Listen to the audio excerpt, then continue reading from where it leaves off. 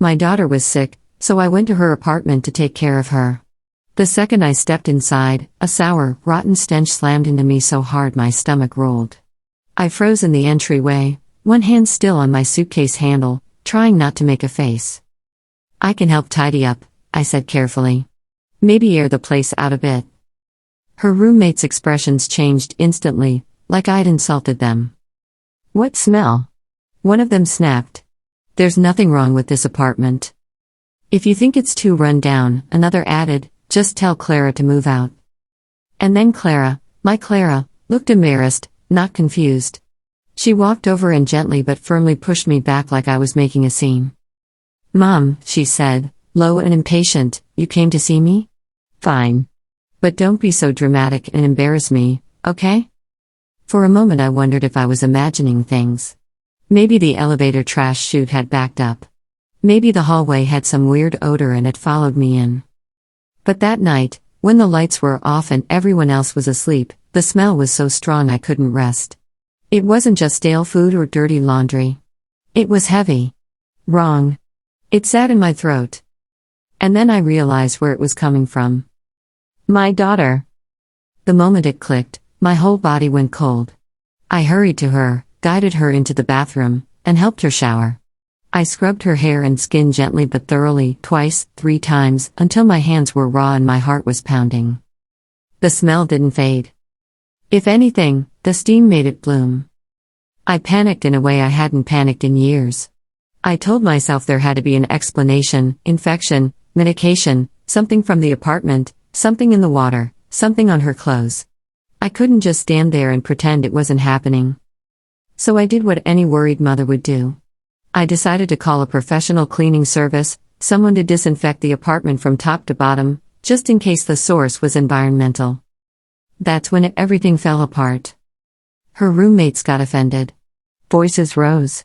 Everyone talked over each other. Clara tried to stand between us like she was defending them from me, and not the other way around. The room spun with tension, accusations, and that awful smell pressing against my senses like a warning. In the chaos, I stumbled near the coffee table.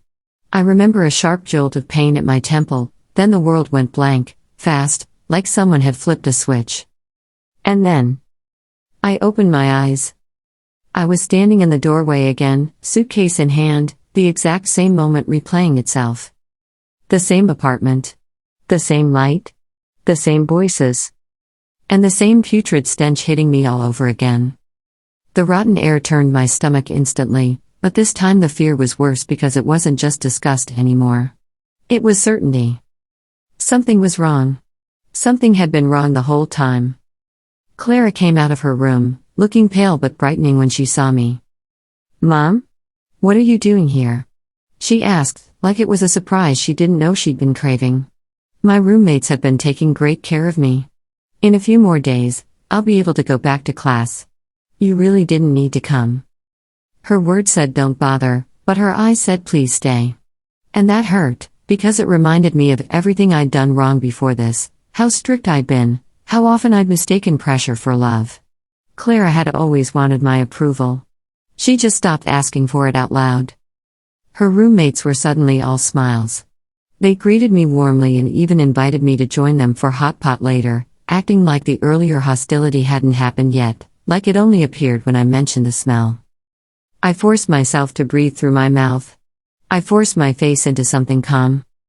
I understood my mistake from the first time. The moment I called attention to Clara's odor, something in them snapped. So I swallowed the words that were clawing at my throat and decided to play this differently. This time, I would investigate quietly. The next morning, I went straight to the hospital for a checkup, half hoping a doctor would tell me I was hallucinating, that stress had distorted my senses. But the results were normal. My sense of smell was fine. To be absolutely sure, I did every comparison I could think of: perfume samples, cleaning products, hospital-grade disinfectant, anything strong and unmistakable. Everything smelled exactly as it should. My nose wasn't the problem. Which meant the stench was real. And yet Clara and her roommates acted like it didn't exist. The contradiction gnawed at me until I couldn't sit still. So on the way back, I bought a few notoriously pungent items, perfume, durian, and stinky tofu, planning to test whether they could smell anything at all. When I returned, I hid the items in different corners of the apartment, behind a curtain, under a side table, near the kitchen. But almost immediately I realized something else, something even more unsettling. The odor that clung to Clara wasn't just present. It had saturated the entire place. It was so dominant it flattened everything else, like a thick fog that erased every other scent from the air. Even if their noses worked perfectly, there was a chance they wouldn't register the smaller smells underneath it. The test felt useless. I was about to gather everything and rethink my plan when Clara suddenly rushed out of her room, coughing lightly, her face pinched in discomfort. "Mom," she said, frowning hard, "what is that awful smell?" My heart jumped so violently I almost couldn't speak. "You can smell it?" I blurted. "Clara, you can smell it too?" "It's choking me," she said, genuinely irritated. "How could I not smell it?" Relief rushed through me so fast it almost made me dizzy.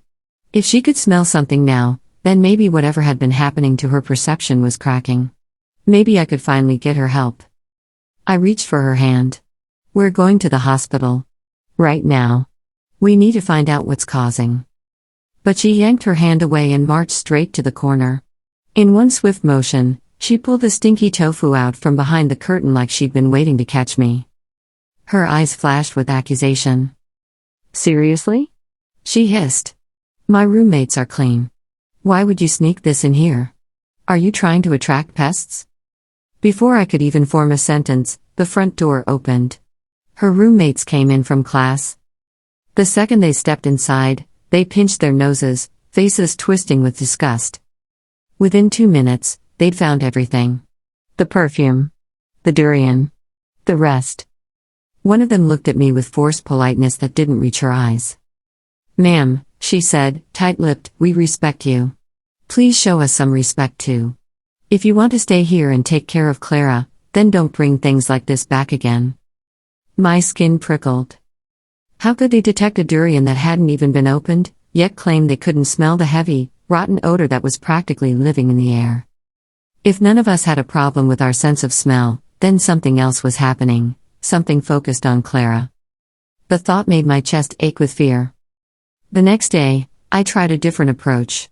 I booked a nice dinner at a hotel, ordered a good bottle of wine, and brought gifts, small, thoughtful, expensive enough to signal I wasn't looking down on them.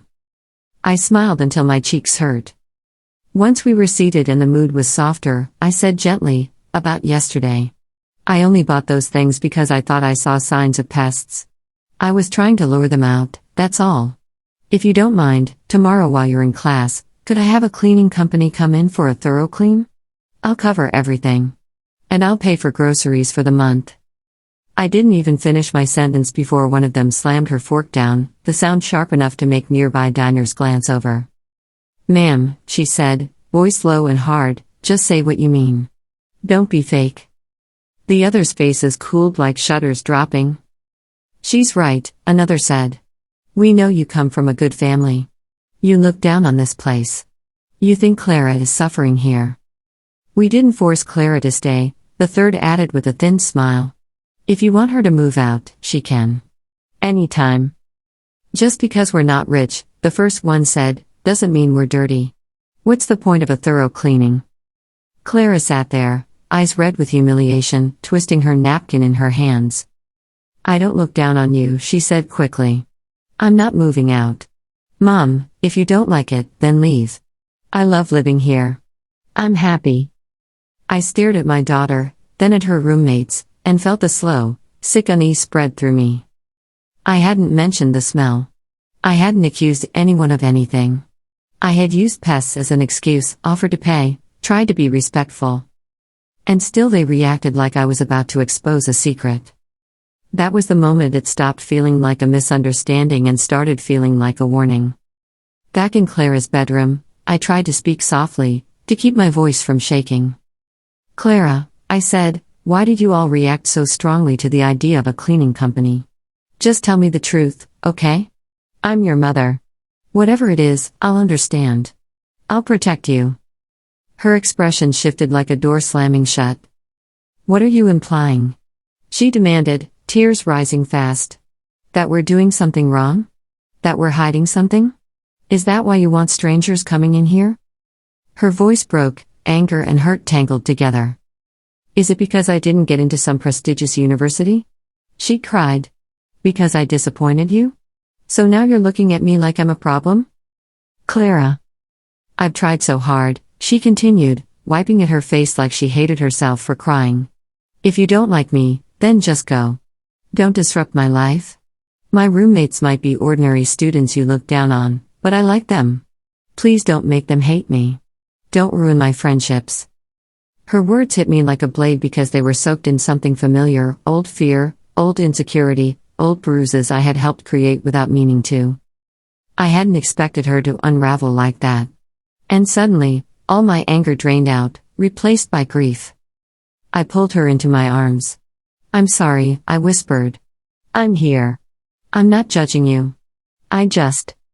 And then, as I held her, a chill crept down my spine. Because I finally noticed what I had ignored before.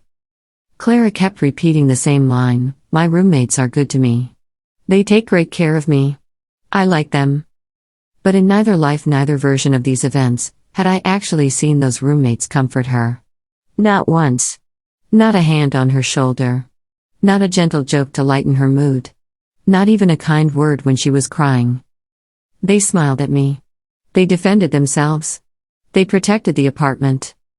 But they never protected my daughter. So what, exactly, was Clara defending? My thoughts turned dark in a way I didn't want to admit. What if Clara's desperate loyalty wasn't friendship at all? What if she was being shaped, nudged, pressured, subtly controlled, until she couldn't trust her own mother, couldn't trust her own instincts? And what if the strange smell, this impossible, isolating smell that only I seemed to notice, was part of it? The idea made my hands tremble. Clara pulled back, her face wet. Mom, she whispered, scared now, what are you trying to say? I couldn't say it out loud. Not yet. If I voiced my suspicion without proof, I might shatter what little stability she had left, and push her deeper into whatever grip those girls had on her.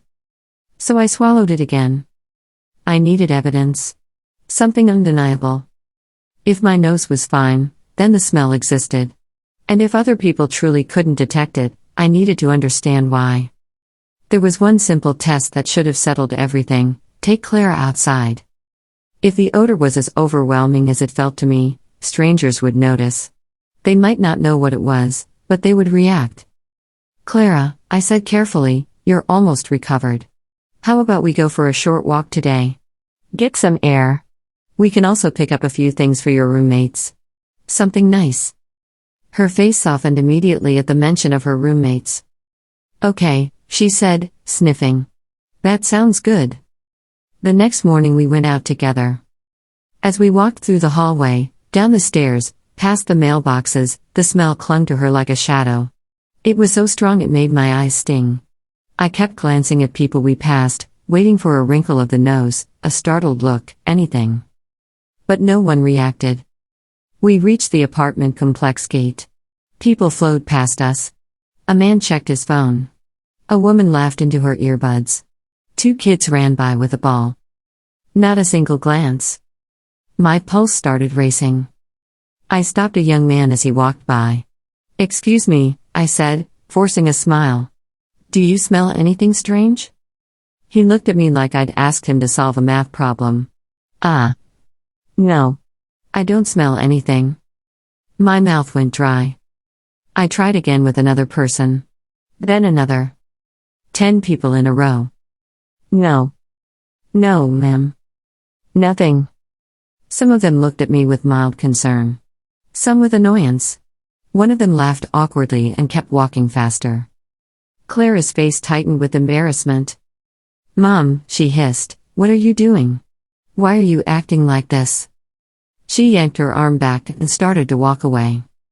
And I stood there on the sidewalk, watching my daughter pull away from me, surrounded by a world that kept moving as if nothing was wrong, while that rotten stench filled my lungs like a threat only I could hear.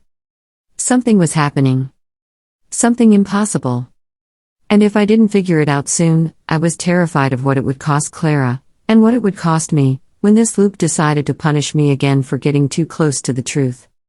The word punish kept echoing in my head long after Clara stormed ahead of me, long after the crowd swallowed her up like she'd never even been there. Because I'd already been punished once. In the first version of this, when I did everything the obvious way, the mother way, the loud way, I died. And I didn't die in some dramatic, meaningful sacrifice.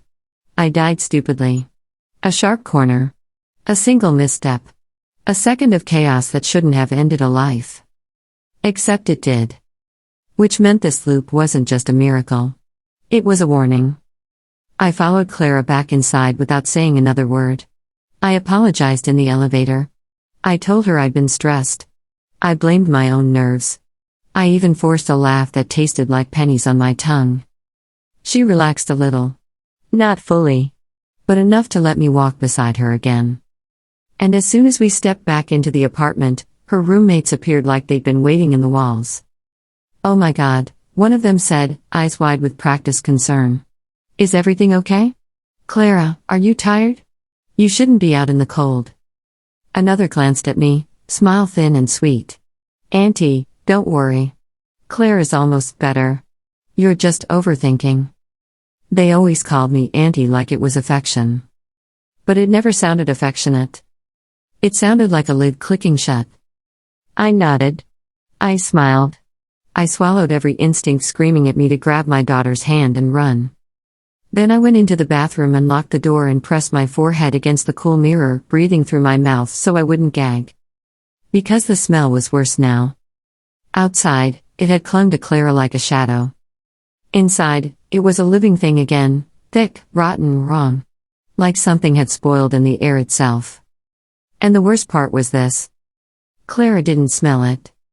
She smelled my fear. That night, I lay awake on the couch and listened.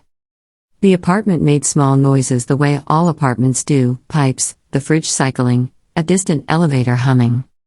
But underneath all of it, there was something else. A rhythm that wasn't mechanical. Soft footsteps. A bedroom door opening and closing. Whispers that stopped the second I held my breath to listen. At around 3 a.m, I heard Clara cough. Not a normal cough. A wet little choke like her throat was trying to reject something. I sat up instantly. And then I heard one of the roommates murmur, calm as a lullaby, "Shh. It's okay. You're okay." The word sent a chill through me because it was the first time, ever, that I'd heard one of them speak to Clara gently. It was also the first time it sounded rehearsed. Like a line. I waited. I didn't move.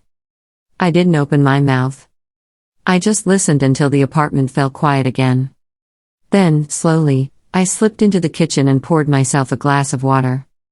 My hands were shaking so badly I spilled some on the counter. I stared at the tiny puddle and forced myself to think like someone who wasn't a mother for a second, like someone who was investigating a crime scene. What do I know? 1. I can smell something everyone else claims they can't. 2. Clara and her roommates react violently, not to the smell itself, but to my attention toward it.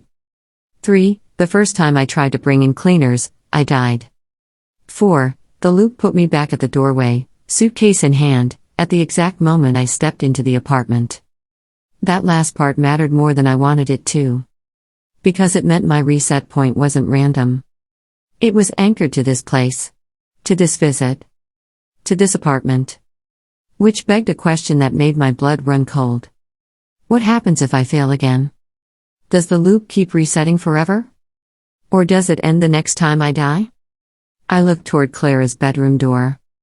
In the dark, it looked like a mouth. The next morning, I did something I hadn't done in years. I lied to my daughter's face.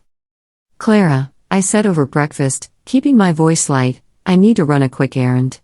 Just for an hour. I'll be right back." Her roommates perked up instantly. "Need us to get anything for you?" one asked. It was too eager. I smiled. "No, thank you." Then I left. I walked out calmly. I took the elevator down. I crossed the lobby like I belonged there.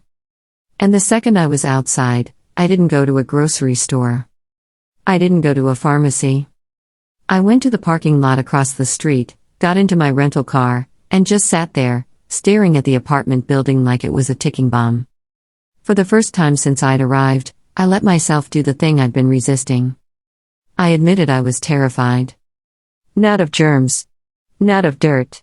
Not of a weird smell. I was terrified because something about this felt deliberate. Like a net. Like a trap built out of politeness and shame. A mother comes to care for her sick daughter. A sick daughter begs her to stay with her eyes and pushes her away with her words. 3 roommates smile and insist everything is fine. And the moment the mother questions anything, the world snaps its teeth shut. I watch people come and go from the building for almost 2 hours. Delivery drivers. Students. A maintenance guy with a tool bag. Then, just after noon, I saw it. One of Clara's roommates stepped outside alone. She wasn't going to class. She wasn't carrying a backpack. She was holding a small brown paper bag tight against her chest like it was fragile. She glanced left. Right. Then walked quickly to a car parked near the curb. A man leaned out of the driver's window. I couldn't see his face clearly. But I saw his hand. He passed her something, small, white, rectangular. Like a box. Or a packet. The exchange took maybe 10 seconds. Then she tucked it into the brown bag and hurried back inside. My pulse pounded so hard my vision blurred. Okay. So there was movement. Supply. Routine. Something was being brought in. Something that needed to be handed off quietly. I reached into my purse and pulled out my phone. And then my thumb froze over the screen. Call the police. Call campus security. Call someone. And say what? Hello, officer. My daughter's roommates did a suspicious handoff with a paper bag, and also I smell a rotten stench that no one else can smell. I could hear the conversation before it happened. I could see the polite smiles. The gentle pity. The suggestion that I get rest. I needed something real. Evidence that didn't depend on my nose. So I waited until dusk. I returned to the apartment with groceries as my alibi: fruit, soup, crackers, the kind of things that made me look like the helpful mother everyone expected. The roommates greeted me like nothing had happened. Clara looked tired but smiled when she saw the bags. You didn't have to, she said, and her voice softened just enough to make my chest ache. I wanted to, I told her. And I meant it. That night, I stayed awake again. I pretended to sleep. I let my breathing slow. I kept my eyes barely open. Around 1:30, Clara's bedroom door creaked. A shadow moved into the hallway. One of the roommates. She padded toward the kitchen, opened a cabinet, and pulled out something that caught a sliver of moonlight. A small bottle. She turned it in her hand like she was checking the label, then walked back toward Clara's room. My heart slammed against my ribs. I didn't move. I didn't jump up. I did the hardest thing I'd ever done as a mother. I let her go into my daughter's room without me. And I listened. I heard Clara murmur, drowsy. Confused. I heard the roommate's voice, soft, coaxing. Just a little. It'll help you sleep. You've been coughing? Clara hesitated. Then she swallowed. I heard it. The smallest sound. And then silence. I lay there in the dark, nails digging crescents into my palms, trying not to sob. Trying not to explode. Because if I exploded, I might die again. And if I died again, Clara might never get another chance. When the roommate left the room, she went into the bathroom. I heard the sink run. Then she returned to her own room. That was my window. I slipped off the couch like a ghost and moved toward Clara's door. My body was buzzing with adrenaline. The smell was strongest here, so strong my eyes watered. I pressed my ear to the wood. No movement. No voice. Just Clara's slow, heavy breathing. I opened the door. Just a crack. The room was dim, lit by the city glow through the blinds. Clara lay on her side, hair stuck to her forehead, cheeks flushed. Her lips were parted slightly. She looked drugged. Not sleeping. Not resting. Sedated? I stepped closer, careful as if I might wake a bomb. And then I saw it. On her nightstand, next to her phone, was a small plastic cup. One of those little medicine cups you get with cough syrup. Empty now. My mouth went dry. I picked it up and sniffed. At first, nothing. Then, faint, sweet chemical scent, like artificial cherry. I looked around the room, mind racing. If they were dosing her, there had to be a bottle somewhere. But the room looked normal. Too normal. Like it had been cleaned for inspection. My gaze snagged on the trash can beside her desk. I eased it open. There were tissues, a granola bar wrapper, a used cotton pad. And beneath it, folded neatly like someone had placed it carefully, was a small white foil packet. I pulled it out. It was blank. No branding. Just sealed foil. Inside, I could feel the outline of something flat. A dissolvable strip, maybe. Or a tablet. I didn't open it. I didn't need to. Because the fact that it existed at all was enough. My hands shook as I slipped it into a Ziploc bag from my purse. Then I did one more thing, because I'd learned in my life that truth needs witnesses. I took a photo. Then another. Then a short video, my voice barely a whisper. This is in my daughter's room. She did not buy this. She is sick. Her roommates are giving her something. I didn't say drug. I didn't say poison. I just recorded the facts. Then I left the room and slid the door shut like I'd never been there. Back on the couch, I stared at the ceiling until the morning light washed the room gray. And as I lay there, one thought kept circling. Why? Why would 3 college girls dose my daughter? For money? For control? For something darker? The next day, while the roommates were at class and Clara was still sluggish, I finally did what I should have done from the beginning. I called the doctor, my doctor, not theirs, not whatever student health clinic they'd been nudging her toward. I booked a house call. It cost more than I wanted to spend. I didn't care. The doctor arrived around noon, an older woman with tired eyes and a calm voice. She took one step into the apartment and paused. Not dramatically. Not with a gag. Just a tiny blink like she'd walked through a temperature change. What is that smell? She asked quietly. My heart stopped. I stared at her. You smell it? She frowned, looking toward Clara's room. Something's off. It's faint, but it's there. I almost collapsed with relief. Because it meant I wasn't alone anymore.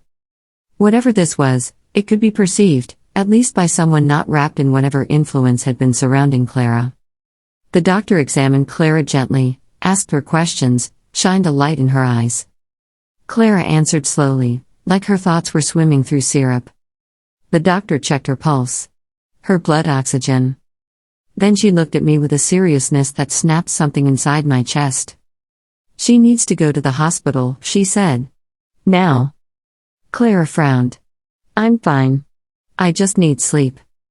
You're not fine, the doctor said, firm but kind. You're dehydrated. Your breathing is shallow. Your pupils are sluggish.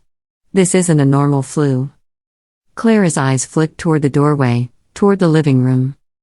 Toward the place where her roommates would enter any minute. No, she whispered. They'll be mad. That sentence hit me harder than any accusation. They'll be mad. Not, I'm scared. Not, I don't want to. Not, I'm okay. They'll be mad. I took Clara's hand. We're going, I said. And in that moment, I stopped caring about being the nice mother. I stopped caring about embarrassing her. I stopped caring about anyone's opinion. Because I'd already died once for being polite. We got her into my car. The doctor came with us, thank God, hummed, she insisted, and I didn't argue. Halfway to the hospital, my phone buzzed. A message from one of the roommates. Where are you? Then another. Auntie, Clara needs rest. Don't take her out. Then another, the sweetness gone. Bring her back. My throat tightened. I didn't reply. I drove. At the ER, everything happened fast. Clara was wheeled away. Blood was drawn. Vitals recorded. A nurse asked what medications she'd taken. Clara listed what her roommates had been giving her, trusting them like a child trusts a hand offered in the dark. The nurse's eyebrows lifted slightly at one name. I leaned in. Is that normal? The nurse didn't answer directly. She just said, "We'll check." A doctor came in after what felt like a lifetime and sat down across from me. "She has sedatives in her system," he said. My ears rang. "What?" I whispered. "Not a therapeutic dose," he continued carefully. "Enough to keep someone subdued. Foggy. Compliant." I couldn't breathe. The doctor's eyes softened. "Did she take anything else? Recreational? Supplements? Anything offered by friends?" I pulled the Ziploc bag from my purse with shaking hands and handed it over. "I found this in her room," I said. "I didn't open it. I documented it." The doctor nodded and turned it over like it was a piece of a puzzle. "We'll send it to Tox," he said. "You did the right thing bringing her in." I wanted to cry. I wanted to scream. But all I could think was, I almost missed it. I almost went home. I almost believed my daughter when she told me she was happy. While I was sitting in the waiting room, my phone rang. A number I didn't recognize. I answered, and a voice snapped, "Where is Clara?" It was one of the roommates. No greeting. No concern. Just demand. I looked around the waiting room, suddenly hyper-aware of how exposed I was. "I'm at the hospital," I said quietly. A pause. Then her voice went flat. "You had no right." My vision blurred with rage. "She's sick," I said. "She needed help." She was getting better, the roommate insisted, too quickly. "We were taking care of her." "By sedating her?" I hissed. The silence on the other end was sharp. Then she hung up. My skin went icy. Because that silence told me everything. They knew. They knew exactly what they'd been giving her. I stood up and walked straight to the nurse's station. "My daughter's roommates are involved," I said. "They've been giving her something. They're calling me right now demanding to know where she is. I'm scared they'll show up." The nurse's face changed. Not into pity. Into protocol. She made a call. Hospital security was notified.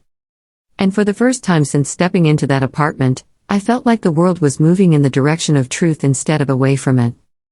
2 hours later, they did show up. All 3 of them. They came in together like a unit, dressed like innocent students, faces composed. They spotted me immediately.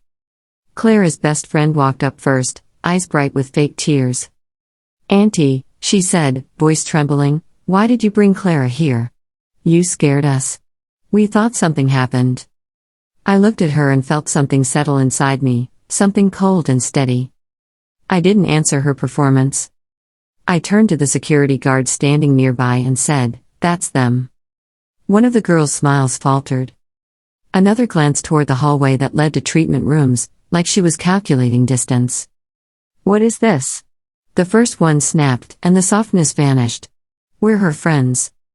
"Friends don't drug her," I said. The words landed like a slap. Their faces froze. And in that moment, just for a second, the air around them felt different. The smell surged. Not from Clara. From them. Like rot rising off something hidden. The guard stepped forward. "Ma'am, you can't go back there without permission." "We're not going back there," I said, voice firm. "And if you try, I want police called." They didn't shout. They didn't cause a scene. Because they were smart. They pivoted. They aimed at my weakness. They aimed at my daughter. "She doesn't want you controlling her," one of them said, loud enough for other people to hear. "You always do this. You always treat her like a project." Clara had said something similar last night. My throat tightened. So that's what they've been feeding her. Not just chemicals. A story. "She's an adult," the roommate continued. "She chose us. She chose this place. She chose. Stop, I said. My voice came out sharper than I intended. The roommate blinked, surprised. I leaned closer, keeping my tone low so only she could hear. You can tell whatever story you want, I murmured. But you're not taking her out of here. Her eyes flickered. And for a split second, I saw something behind them, something hungry and annoyed that the game was ending. Then she smiled again. Fine, she said, sweetly. We'll wait until she's discharged. She'll come back to us. You can't keep her forever. She turned and walked out like she owned the place. The other two followed. But the way they walked wasn't defeated. It was patient. And that frightened me more than anger. That night, Clara woke up clearer. The sedation wore off in slow waves. She blinked at me like she was resurfacing after a long dive. Mom? She whispered. I took her hand and pressed my lips to her knuckles. I'm here, I said. Her brow creased. Why? Why am I here? Because you weren't safe, I said gently. Her eyes filled instantly. Did I do something wrong? She asked, voice small, like she was 12 again. My heart cracked. No, I said. You didn't. You were sick. And you trusted people you thought were your friends. That's not a crime. She swallowed hard. Then she whispered, barely audible, they said you'd take me away. They said you'd lock me up. My stomach turned. I smoothed her hair back. Did they say that often? Clara hesitated. Then nodded. And if you disagreed with them? I asked. Clara's eyes darted away. They'd get cold. They'd ignore me. And then they'd be nice again. They said it was for my own good. That I was too anxious. That I needed help sleeping. My chest burned. I thought of her saying, they'll be mad. I thought of her twisting her napkin at that dinner, humiliated and desperate to keep the peace. I thought of how those girls never comforted her, only managed her. Clara, I said softly, I need you to tell me something, and I need you to be honest even if it scares you. Her eyes met mine. Do you remember the smell? She blinked, confused. What smell? My throat tightened. Then her face shifted slightly, like a memory scraping against glass. The tofu? She asked uncertainly. No, I whispered. The other one. Clara stared at the ceiling, brow furrowed. And then, slowly, her expression changed. Her nose wrinkled. She swallowed like she tasted something sour. Oh, she whispered. My entire body went still. You remember, I said. Clara's voice trembled. I thought it was normal. I thought it was the apartment. I thought everyone smelled it and no one cared. Tears slid from her eyes. And when you kept talking about it, she continued, shaking, they told me you were trying to shame me. They told me you always wanted me perfect and you couldn't stand that I was messy. My throat closed. Because that was the part that was on me. Not the drugs. Not the manipulation. But the hook they used. The bruise they pressed. I squeezed her hand. I'm sorry, I said. I'm so sorry for every time I made you feel like my love had conditions. Clara sobbed quietly, shoulders trembling. Then she whispered, Mom. I didn't want to be alone.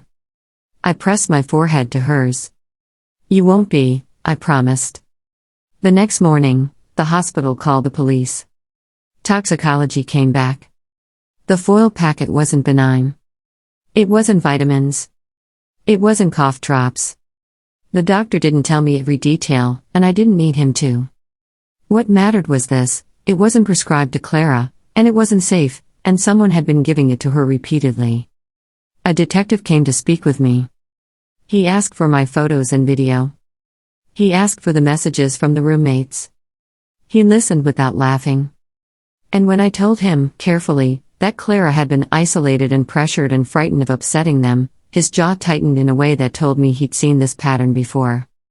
Not supernatural. Not cursed.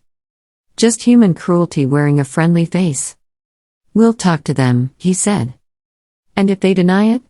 I asked. He looked at the evidence in his folder. Then they'll deny it in court, he said. That afternoon, one of the roommates was arrested for possession of controlled substances. Then another, when a search turned up more in their room.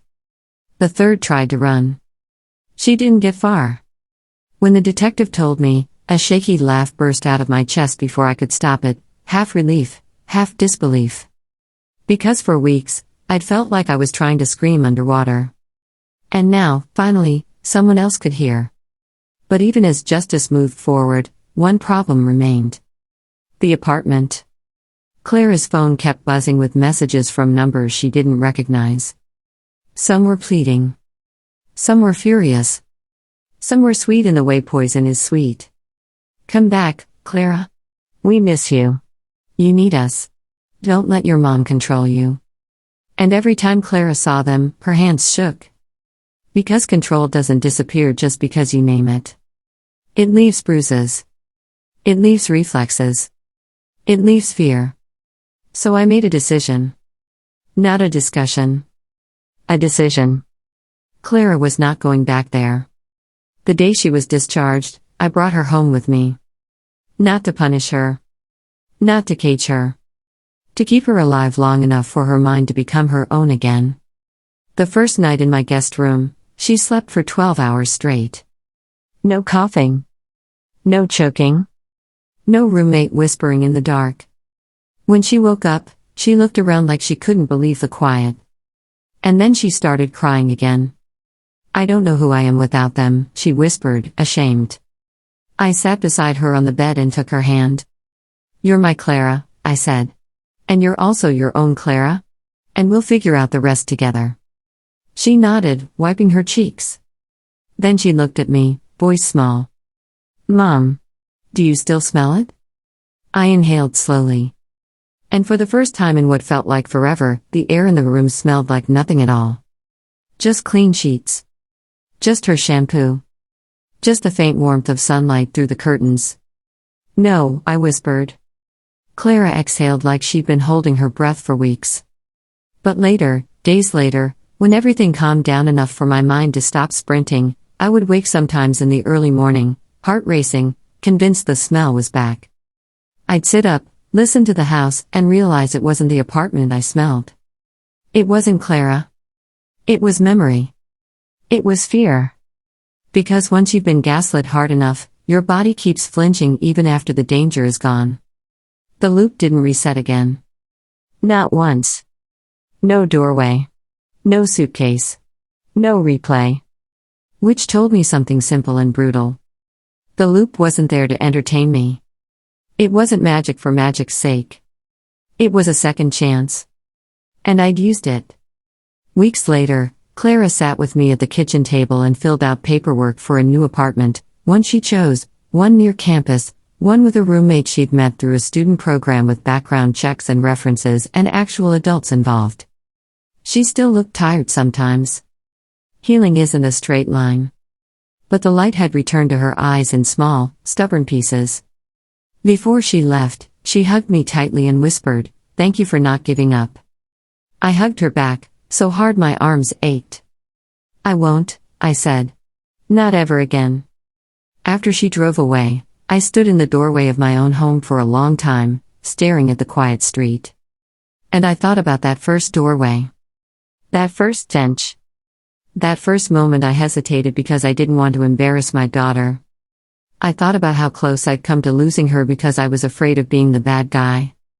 Then I closed my eyes and inhaled. The air was clean. Normal. Safe. And somewhere deep in my chest, a truth settled like a stone finally placed where it belonged. Sometimes love isn't soft. Sometimes love is the decision to see what everyone else pretends not to see. And even if the whole world tells you there's nothing wrong. If you're a mother, and your bones are screaming that something is wrong, you don't ignore it. Not twice.